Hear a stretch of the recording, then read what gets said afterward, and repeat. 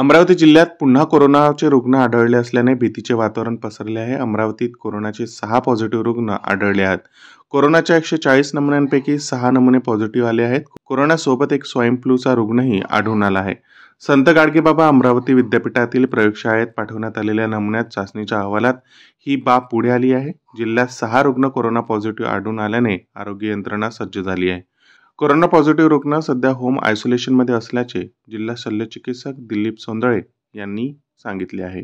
अमरावती महानगरपालिका क्षेत्रामध्ये 6 कोरोनाचे पेशंट पॉझिटिव्ह सापडलेले आहेत. वैद्यकीय अधिकारी डॉक्टर काळेसाहेब महानगरपालिका हे त्याबद्दल त्यांचे पुढचे जे फॉलोअप आहे त्या संदर्भाने जी तपासणी आहे ते करत आहे. सध्या डेंग्यू आणि चिकनगुन्याचे हे पेशंटसुद्धा सध्या पॉझिटिव्ह आहेत. त्याबद्दल सुद्धा महानगरपालिका आणि त्या क्षेत्रानुसार कारवाई चालू आहे. Follow News, OTIC News. Thanks for watching.